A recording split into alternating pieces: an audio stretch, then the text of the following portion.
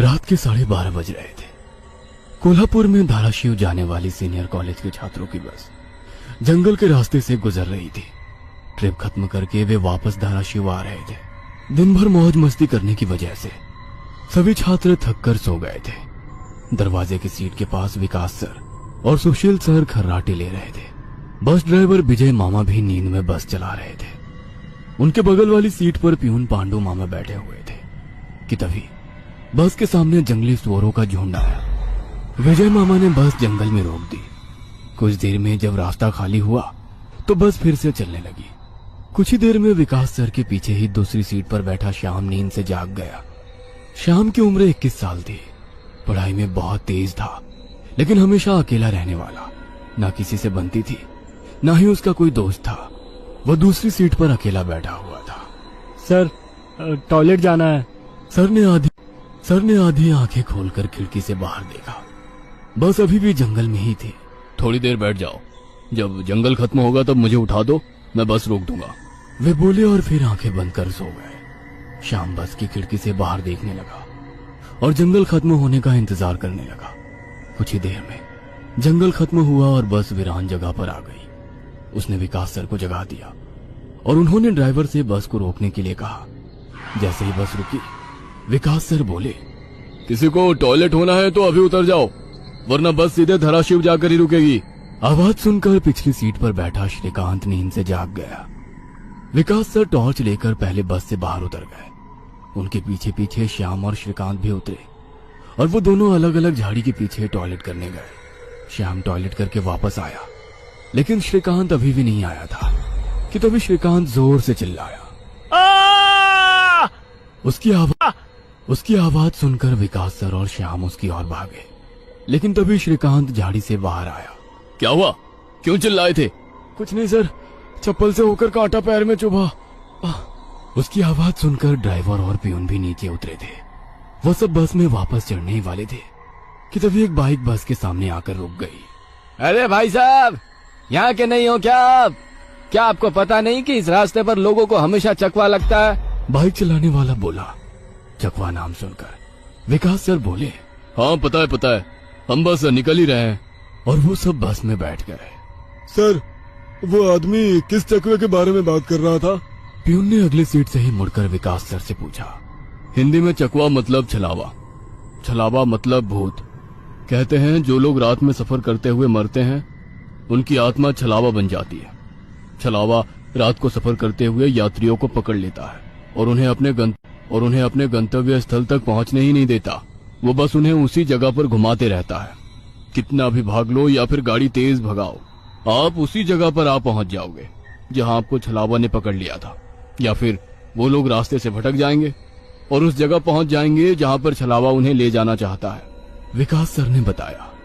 इसके बाद ड्राइवर बोला, और यात्री रात भर उसी जगह पर बार बार घूमते हैं।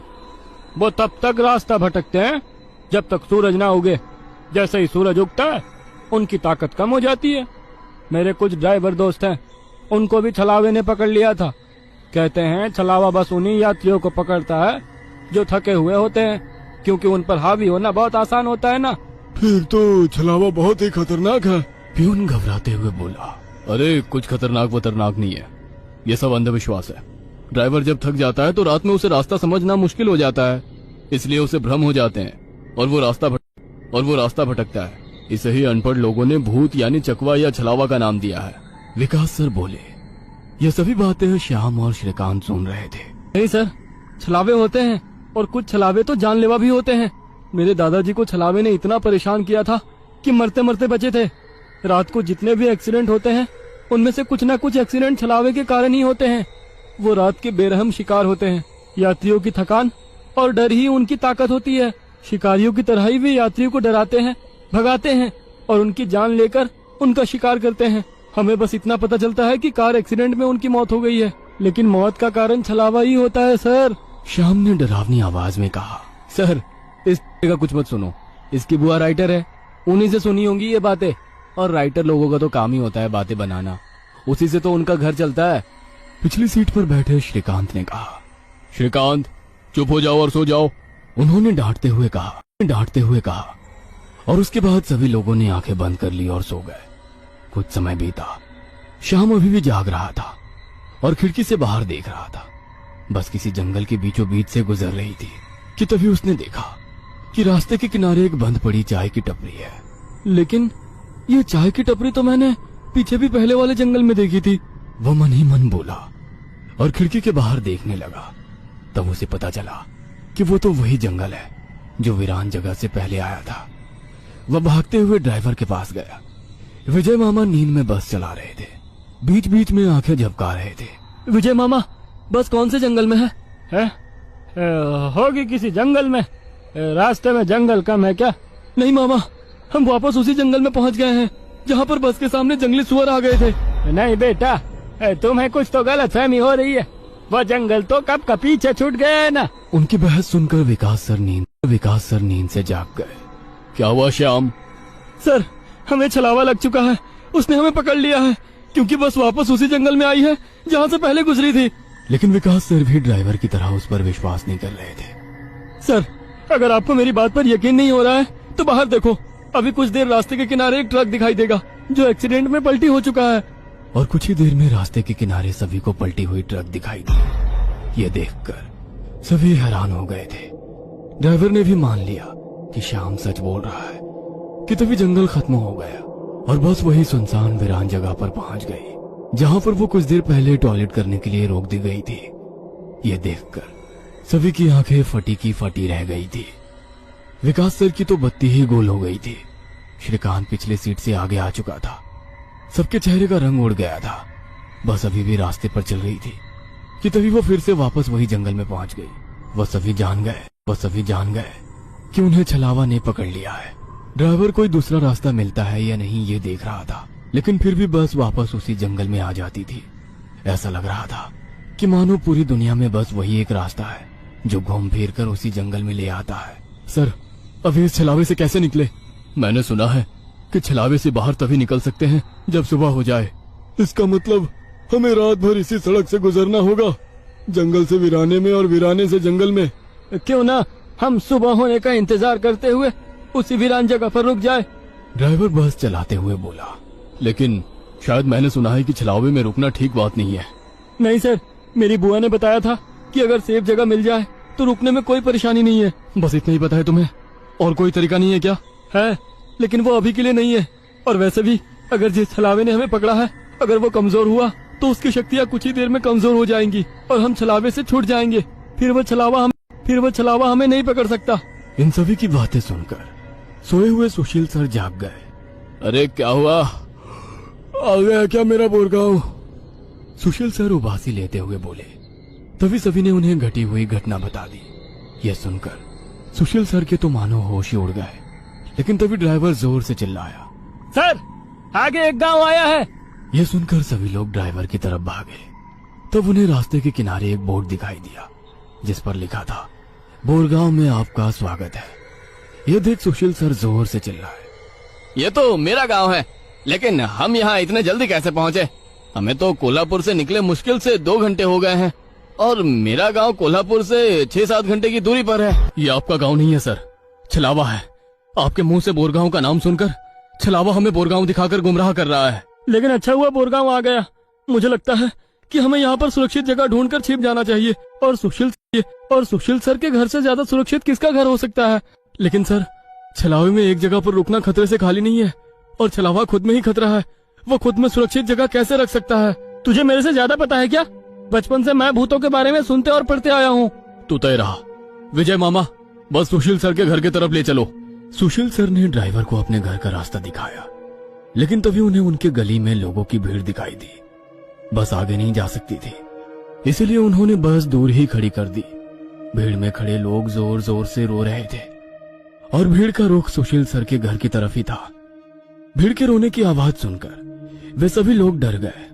सुशील सर बस से उतरे और भीड़ में घुस गए। उनके पीछे पीछे सभी भीड़ में घुस गए।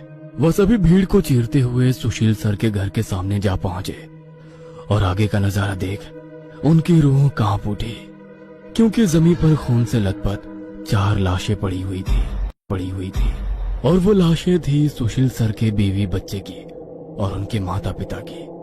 उन सभी की किसी धारदार हथियार से गला काटकर हत्या कर दी गई थी।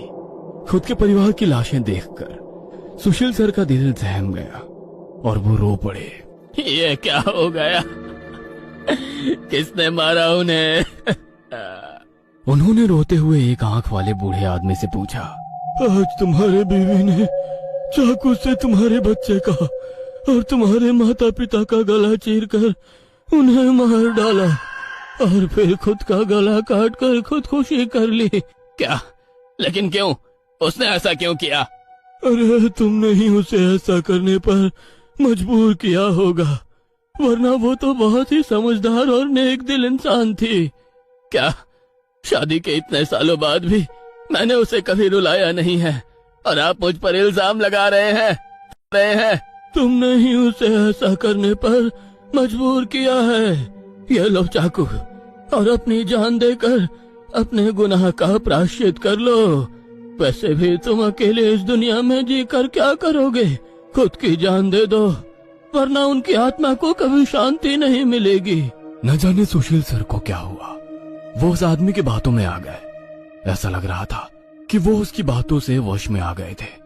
उन्होंने वो चाकू अपने हाथ में लिया और रोते हुए बोले, हाँ हाँ, मैं प्रायश्चित करूंगा, मैं अपनी जान दूंगा। वैसे पास खड़े ड्राइवर ने उन्हें रोका। अरे सर, ये आप क्या कर रहे हो? ये सब छलावा है, आपका परिवार नहीं है। आपका परिवार घर पर सुरक्षित है। तभी एक आंख वाला आदमी बोला, तूने अगर एक लफ्ज भी आगे कहा तो तुम्हें पकड़कर गांव के बीचों बीच सूली पे चढ़वा देंगे। ये सुनकर ड्राइवर डर गया और चुप बैठ गया। सुशील सर ने जमीन पर बैठकर चाकू की धार अपने गले पर रखी। सर, ऐसा मत करिए, ये सब कुछ छलावा है, इसके चंगुल में मत फंसिए सर। लेकिन फिर भी सर होश में नहीं आ रहे थे, इसीलिए प्यून ने गुस्से में आकर उनको चांटा मारा। तब जाकर वो होश में आ गए और उन्होंने चाकू नीचे फेंक दिया। ये देख एक आंख वाला आदमी गुस्सा हो गया। भाइयों, इन लोगों को भीड़ से बाहर निकाल दो, इन्हें हम बाद में देखेंगे, पहले इस सुशील के बच्चे को पकड़ लो। ये सुनकर भीड़ में खड़े लोगों ने सभी को भीड़ से बाहर कर दिया।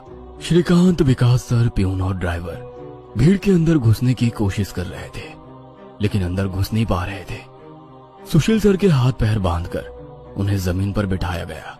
सुशील सर अपनी जान की भीख मांग रहे थे। मुझे कोई बचाओ, विकास सर, पांडु मामा, मुझे प्लीज बचाओ, मुझे बचाओ। वो चिल्ला रहे थे कि तभी एक आंख वाले आदमी ने चाकू से सुशील सर का गला काटा और उनका सर धड़ से अलग कर दिया। उसने उनका सर हाथ में पकड़ा और भीड़ के बाहर हवा में फेंक दिया। वो सीधे श्रीकांत और श्याम के सामने आ गिरा। वो दोनों चीखे। तब एक आंख वाला आदमी बोला, भाइयों, इन शहरी लोगों ने सुशील को बचाने की जरूरत की है, उन्हें भी पकड़कर उनका गला काट दो। वैसे भीड़ में खड़े लोग इन सब लोगों की तरफ मुड़े।